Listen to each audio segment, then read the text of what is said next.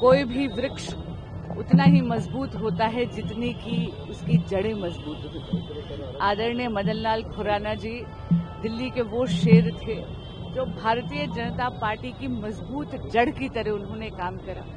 उन्होंने दिल्ली के विकास के लिए अथक प्रयास करे और इसीलिए वो आज एक अनफॉरगेटेबल मुख्यमंत्री के रूप में आज भी याद करे जाते हैं। मैं सबसे पहले तो बहुत बहुत आभार व्यक्त करती हूँ हमारी माननीय मुख्यमंत्री रेखा गुप्ता जी का, आदरणीय बड़े भाई दिल्ली सरकार में मंत्री श्री परवेश साहिब सिंह जी का, कि उन्होंने जो वचन दिया था यहाँ पर मोती नगर विधानसभा के लोगों को, उसको इतने जल्दी पूरा करा। मुझे याद है शायद एक महीना भी पहले ही माननीय मुख्यमंत्री जी ने ये सार्वजनिक तौर पे कहा था कि वे माननीय मदन लाल खुराना जी के नाम पर एक चौक का नामकरण करेंगे और इतनी जल्दी उन्होंने वचन पूर्ति करी है। पुनः उनका आभार करती हूँ और मोती नगर विधानसभा के एक एक बाशिंदे को बहुत बधाई देती हूँ। धन्यवाद।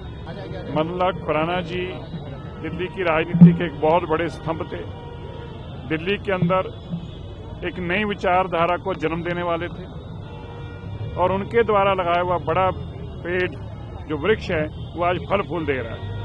आज 27 साल बाद जो सरकार बनी वो मदन लाल खुराना जी जैसे अनेकों हमारे ऐसे नेता थे जिनके अथक प्रयासों के चलते इस दिल्ली को बदलने का प्रयास किया गया।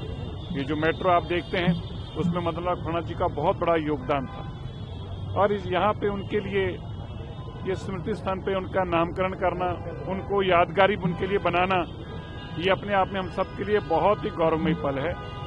उनको याद करते हुए मेरे जैसे अनेकों कार्यकर्ता हमेशा ये ध्यान में रखेंगे जिस तरह से दिल्ली को उन्होंने आगे रखकर अपनी सेवा निभाई, आज उसी के कारण हम सब उनको याद कर रहे हैं। मैं माननीय मुख्यमंत्री रेखा गुप्ता जी का, भाई परवेश वर्मा जी का और उनके सपुत्र हरीश जी का बहुत बहुत धन्यवाद करता हूं। हम जैसे अनेकों कार्यकर्ताओं की जहन में ये रहे, याद में ये रहे, उसके लिए बड़ा काम किया है और मैं उम्मीद करता हूं कि हमारी आने वाली जनरेशन इससे बहुत बड़ी सेध लेगी, इससे बहुत बड़ी सीख लेगी। धन्यवाद। ग्रैप 1 लागू किया गया है। अगले जो मौसम विभाग ने बताया कि अगले 4 दिन बहुत क्रूशियल हैं, मैं दिल्ली के लोगों का पहले तो धन्यवाद भी करता हूं। दिल्ली ने इस पूरे दशक के सबसे ज्यादा साफ दिन देने में हम कामयाब हुए हैं। मानयोग रेखा गुप्ता जी की सरकार और दिल्ली के लोगों के सहयोग के कारण अभी ग्रैप 1 लगा है जिसके हम कुछ बंदिशें लगाई गई हैं। मकसद यह है कि दिल्ली के लोगों को साफ हवा मिले।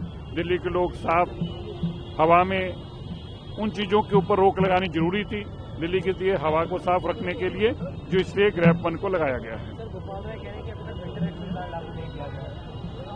ये बेचारे डिप्रेशन के मरीज हैं, कोई अच्छा डॉक्टर आप जानते हो तो जरूर उनके पास लेके जाइए।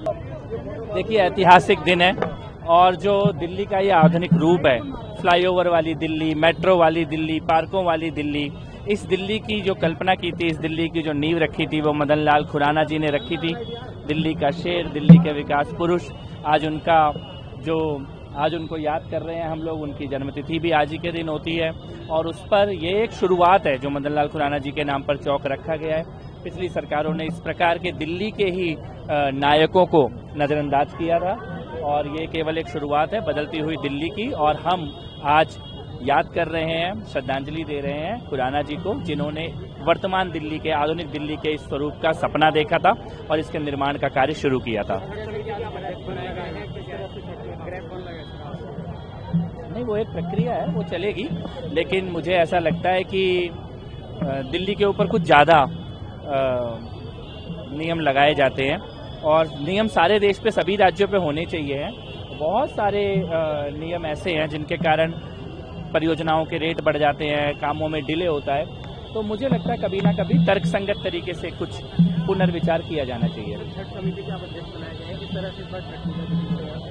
भव्य छठ पूजा की हमारी तैयारी है और पिछले साल तक यमुना में छठ पूजा को बैन किया था। हमने पता किया तो कोर्ट का ऐसा कोई ऑर्डर नहीं था। केजरीवाल सरकार ने झूठ बोला था पूर्वांचल के लोगों से। इस बार यमुना मैया के तट पर भव्य छठ पूजा होगी। पूरी दिल्ली में कुल मिला के 1300 घाटों पर छठ पूजा की व्यवस्था की जा रही है।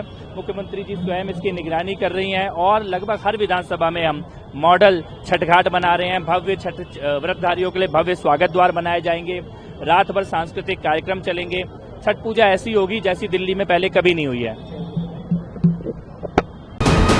वीके न्यूज, राष्ट्र के नाम।